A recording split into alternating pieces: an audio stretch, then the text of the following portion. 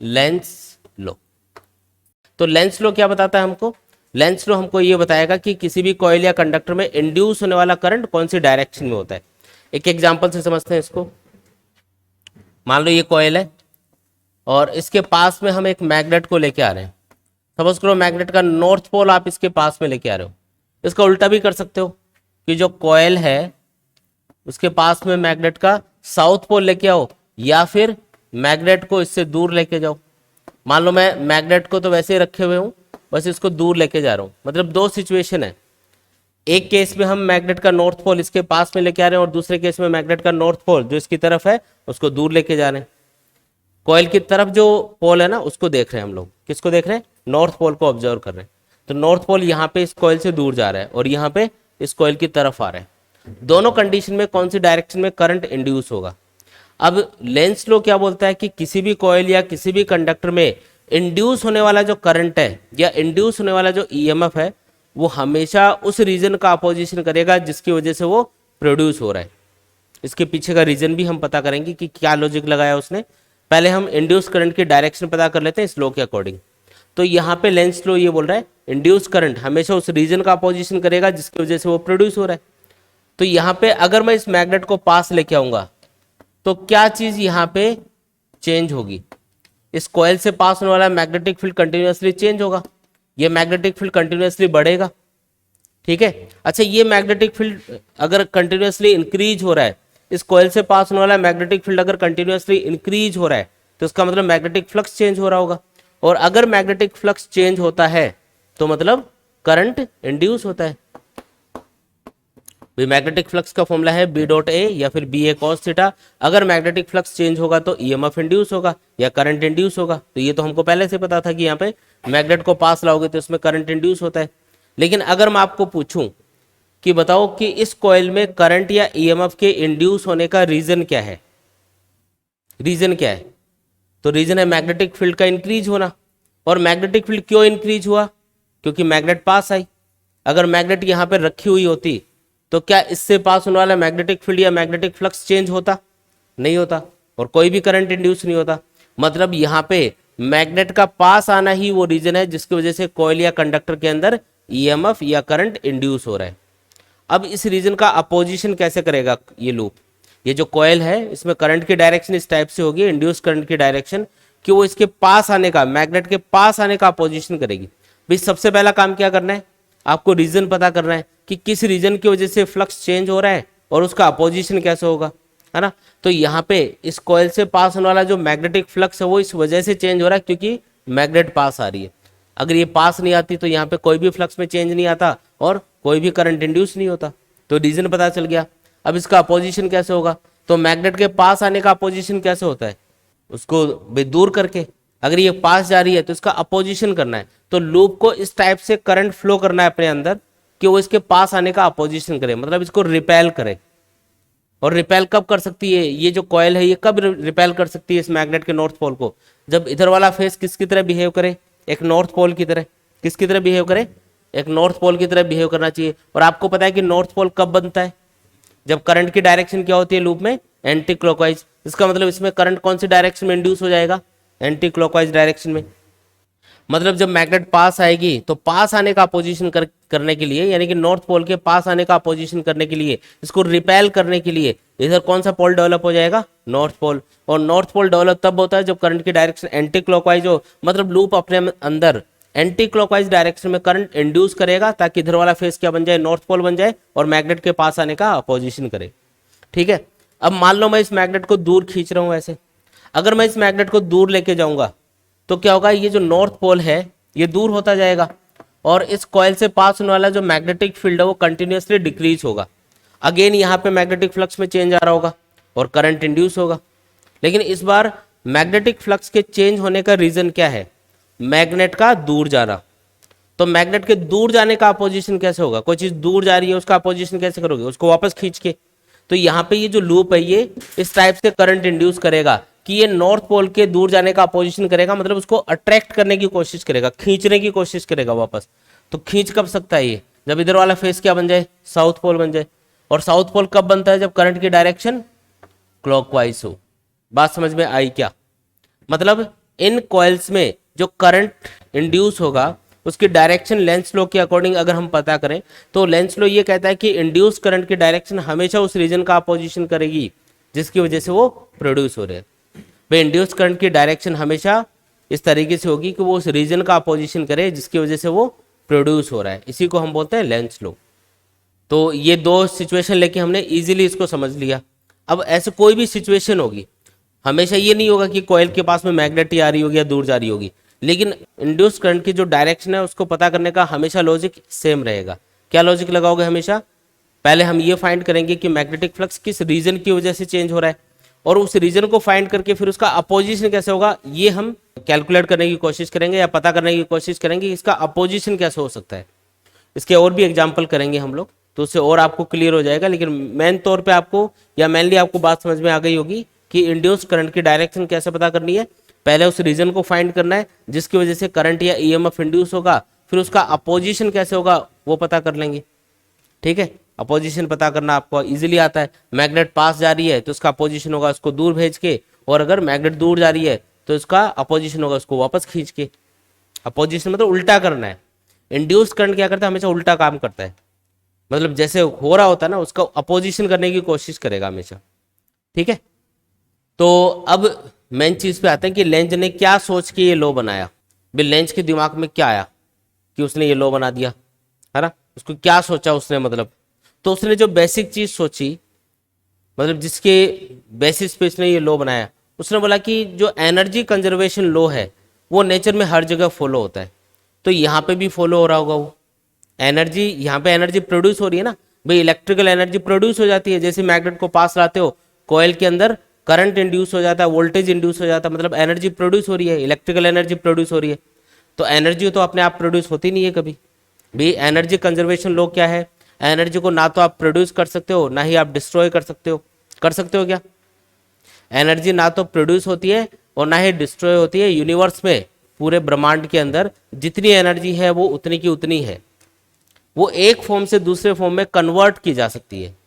जैसे electrical energy को आप लाइट एनर्जी में कन्वर्ट कर सकते हो एक बल्ब को यूज करके, आप लाइट एनर्जी को या इलेक्ट्रिकल एनर्जी को आप कन्वर्ट कर सकते हो मैकेनिकल एनर्जी में एक मोटर को यूज करके, जो इलेक्ट्रिकल मोटर होती है। आप इलेक्ट्रिकल एनर्जी को कन्वर्ट कर सकते हो हीट एनर्जी में एक हीटर को यूज करके, है ना?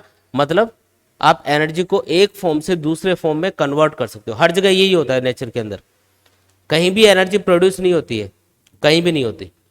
यूनिवर्स में जितनी एनर्जी है वो फिक्स है, और वो इधर से उधर इधर से उधर वो चेंज होती रहती है ना?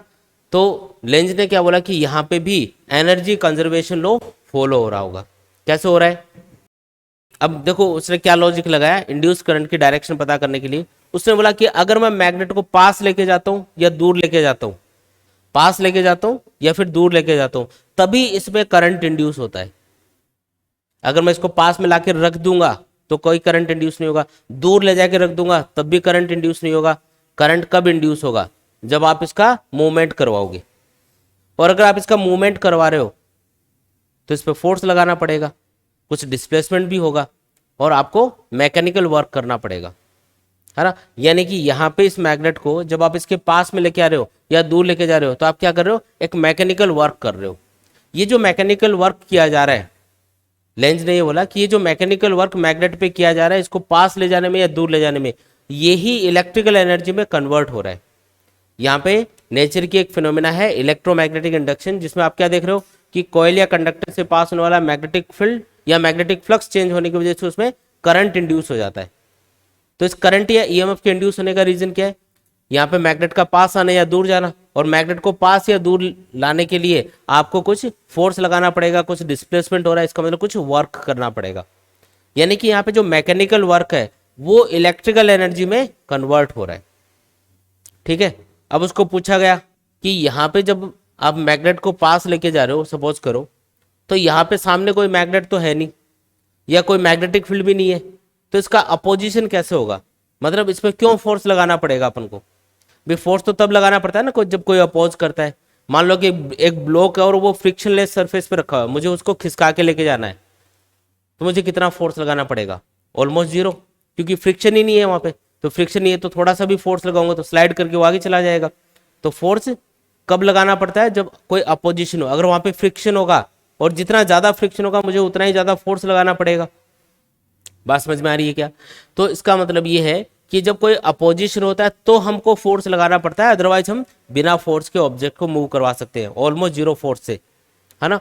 तो यहाँ पे भी वही बात है कि जब इस मैग्नेट को पास लेके जा रहे हो तो इस पे मैकेनिकल वर्क होने के लिए जरूरी है कि इसका कोई ना कोई फोर्स अपोज कर रहा हो, कोई फोर्स इसका अपोजिशन करना चाहिए, तभी तो इस पे आप फोर्स लगा के लेके जाओगे, कुछ वर्क करोगे, वो वर्क इलेक्ट्रिकल एनर्जी में कन्वर्ट होगा। तो यहाँ पे जब इस मैग्नेट को पास लेके जा रहे हो तो बताओ कि यहाँ पे कैसे इसका अपोजिशन हो सकता है। तो जैसे जब ये मैग्नेट पास जाएगी तो नॉर्थ पोल अगर पास जा रहा है तो अगर इधर south pole sorry north pole develop हो जाए, अगर मैग्नेट का नॉर्थ पोल पास जा रहा है और अगर इधर नॉर्थ पोल डेवलप हो गया तो क्या होगा, इस मैग्नेट के पास आने का अपोजिशन होगा और आपको फोर्स लगा के डिस्प्लेसमेंट करने में कुछ वर्क करना पड़ेगा और वो वर्क किस में कन्वर्ट हो जाएगा, इलेक्ट्रिकल एनर्जी में। तो यहाँ पे इस कॉइल में जो इंड्यूस करंट है या इंड्यूस सीएमएफ है उसके पीछे आप क्या लॉजिक बता सकते हो कि उसकी डायरेक्शन इस टाइप से डिसाइड हो रही है कि जब मैग्नेट को पास लाएं तो इसको पास लाने में हमें कुछ वर्क करना पड़े, इसको पास लाने में कुछ वर्क करना पड़े, और वर्क कब होगा, जब इधर नॉर्थ पोल डेवलप होगा।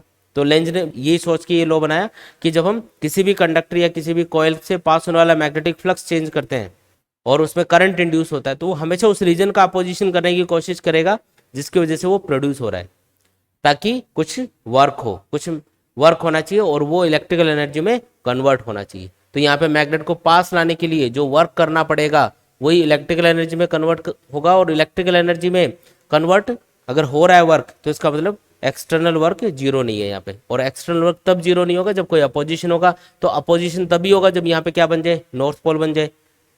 लेंज ने तो क्या एक सिंपल वे में उसको बता दिया, लेकिन उसके पीछे उसने लॉजिक क्या सोचा, एनर्जी कंजर्वेशन लो। उसने बोला कि एनर्जी कंजर्वेशन लो हर जगह फॉलो होता है, वो यहाँ पे भी फॉलो होगा। अगर मैग्नेट के पास जाने से करंट इंड्यूस हो रहा है, इलेक्ट्रिकल एनर्जी प्रोड्यूस हो रही है, इसका मतलब कुछ मैकेनिकल वर्क करना पड़ेगा, और मैकेनिकल वर्क तब होगा जब कोई अपोज कर रहा हो। तो अपोज कौन कर सकता है, सामने तो करंट इंड्यूस होगा वही कर सकता है, और कोई चीज़ तो है नहीं यहाँ पे, इसलिए उसने इस टाइप का लॉ बनाया। तो हर एक केस में आपको क्या चीज़ फाइंड करनी है, अगर आपको इंड्यूस करंट की डायरेक्शन पता करनी है तो सिर्फ आपको इतना ही करना है। क्या करना है, सबसे पहला काम क्या करोगे, इंड्यूस्ड करंट या इंड्यूस सीएमएफ के प्रोड्यूस होने का रीजन पता करेंगे, फिर उसका अपोजिशन कैसे होगा वो देखेंगे, और वो अगर आपने पता कर लिया तो इजीली आप बता सकते हो कि इंड्यूस्ड करंट की डायरेक्शन क्या होगी। मैं आपको कुछ एग्जांपल करवाऊंगा अभी, उससे आपको समझ में आ जाएगी ये चीज़। चलो एक एग्जांपल ले लेते हैं अपन, इसको और समझने के लिए आपको सोच के ये बताना है कि मैं एक वायर है और उसमें फ्लो होने वाले करंट को चेंज कर रहा हूँ। ये वायर है, इसमें फ्लो होने वाले करंट को मान लो हम इंक्रीज कर रहे हैं, तो इसके दोनों साइड में हमने दो लूप रख दिए सेम प्लेन में, ये फर्स्ट लूप है ये सेकंड लूप है। आपको बताना है कि इन लूप्स में जो करंट इंड्यूस होगा उसकी डायरेक्शन क्या होगी। ये क्वेश्चन है जो सीबीएसई बोर्ड में बहुत बार पूछा जाता है, इंड्यूस्ड करंट की डायरेक्शन क्या होगी, मतलब क्लॉकवाइज या एंटी क्लॉकवाइज, ऐसे बताना है। सोच लो अपना अपना आंसर। पहले तो ये पता करो कि इन दोनों कॉइल्स में जो मैग्नेटिक फील्ड पास हो रहा है, जो ये करंट कैरिंग वायर प्रोड्यूस करेगा, वो इंक्रीज हो रहा है डिक्रीज, और अगर इंक्रीज हो रहा है तो उसको डिक्रीज करने की कोशिश करनी है इन कॉइल्स में इंड्यूस करंट को, और अगर डिक्रीज हो रहा है तो इंड्यूस करंट इस टाइप से होगा कि उसको इंक्रीज करने की कोशिश करे। उल्टा करना है ना हमेशा, अगर कोई चीज़ बढ़ रही होती है तो उसका अपोजिशन कैसे होगा, उसको घटा के, कोई चीज़ घट रही होती है तो उसका अपोजिशन कैसे होता है, उसको बढ़ा के, कोई चीज़ पास आ रही है तो उसका अपोजिशन कैसे होता है, उसको दूर करके, और कोई चीज़ दूर जा रही है तो उसका अपोजिशन कैसे होगा, उसको पास खींच के। सोच लिया सबने? देखो लॉजिक क्या लगाना है, पहले तो वायर में जो करंट है उसके अकॉर्डिंग मैग्नेटिक फील्ड की डायरेक्शन देख लो किधर आएगी। तो राइट हैंड थंब रूल के अकॉर्डिंग करंट की डायरेक्शन में थंब कर लेंगे तो फिंगर्स इधर इनवर्ड जा रही है, इधर से आउटवर्ड आ रही है। इसका मतलब यहाँ पे जो मैग्नेटिक फील्ड प्रोड्यूस होगा कौन सी डायरेक्शन में होगा, इधर तो इनवर्ड होगा, इधर क्या होगा आउटवर्ड, इधर तो क्या है इनवर्ड और इधर क्या है आउटवर्ड। समझ में आ गया? अब ये जो मैग्नेटिक फील्ड है, अगर करंट इंक्रीज हो रहा होगा तो ये मैग्नेटिक फील्ड भी इंक्रीज हो रहा होगा, इसमें आउटवर्ड जो मैग्नेटिक फील्ड है वो भी इंक्रीज हो रहा है, इसमें इनवर्ड मैग्नेटिक फील्ड है वो भी इंक्रीज हो रहा है, एक ही तो मैग्नेटिक फील्ड है तो वो इंक्रीज हो रहा है करंट के साथ में। करंट अगर इंक्रीज होगा तो मैग्नेटिक फील्ड इंक्रीज होगा। अब इन दोनों कॉइल से पास होने वाला मैग्नेटिक फील्ड इंक्रीज हो रहा है, और कोई चीज इंक्रीज होती है तो उसका अपोजिशन कैसे होता है, उसको डिक्रीज करके। तो यहाँ पे जो मैग्नेटिक फील्ड है वो कौन सी डायरेक्शन में, आउटवर्ड। इस कॉइल के अंदर जो पास होने वाला मैग्नेटिक फील्ड वो आउटवर्ड है। तो अगर आउटवर्ड मैग्नेटिक फील्ड इंक्रीज हो रहा है तो उसको डिक्रीज कैसे किया जा सकता है, इसका उल्टा मैग्नेटिक फील्ड प्रोड्यूस करके। इसका उल्टा कौन सा होता है, इनवर्ड। और इनवर्ड मैग्नेटिक फील्ड कब प्रोड्यूस होता है, जब कॉइल में करंट की डायरेक्शन क्या होगी, क्लॉकवाइज होगी। क्योंकि जब क्लॉकवाइज करंट होगा ना कॉइल में तो इसका मैग्नेटिक फील्ड इनवर्ड आएगा, और वो इस मैग्नेटिक फील्ड जो कि आउटवर्ड डायरेक्शन में इसके इंक्रीज होने का अपोजिशन करेगा, इसको कम करने की कोशिश करेगा। इसमें उल्टा हो जाएगा, इसमें मैग्नेटिक फील्ड किधर है, ये इनवर्ड है, तो इसको आउटवर्ड मैग्नेटिक फील्ड प्रोड्यूस करना चाहिए ताकि वो इस इनवर्ड मैग्नेटिक फील्ड के इंक्रीज होने का अपोजिशन करे। आउटवर्ड मैग्नेटिक फील्ड कब प्रोड्यूस होगा, जब करंट की डायरेक्शन क्या हो, एंटी क्लॉकवाइज हो। आगे की बात समझ में। तो कोई जरूरी नहीं हमेशा मैग्नेट ही आपको दी जाए, मैग्नेट पास आ रही दूर जा रही, वो तो एक केस था, ऐसे बहुत सारे केस हो सकते हैं। एक और केस ले लो चलो। इसमें तो सिर्फ इतना ही बताना है कि कौन सी सिचुएशन में करंट या ईएमएफ इंड्यूस होगा। ये भी आपका एक आया हुआ क्वेश्चन है। ये जो मैग्नेट है, एक तो इसको ऐसे घुमाएंगे हम, ठीक है, समझ गए क्या, ऐसे रखिए तो इसको ऐसे ऐसे घुमा रहे हो ऐसे। और दूसरा केस ये है कि इसको इस वाली एक्सिस के अराउंड घुमाएंगे ऐसे। फर्स्ट केस ये है, सेकंड केस ये, ऐसे ऐसे घुमा रहे हो ऐसे, ये सेकंड केस है ना, अपनी एक्सिस के अराउंड। दोनों में से कौन सी कंडीशन में ईएमएफ इंड्यूस होगा इस कॉइल के अंदर, डायरेक्शन नहीं पूछ रहा है इस बार, तो सिर्फ यही पूछ रहा हूँ कि इंड्यूस कौन सी कंडीशन में होगा।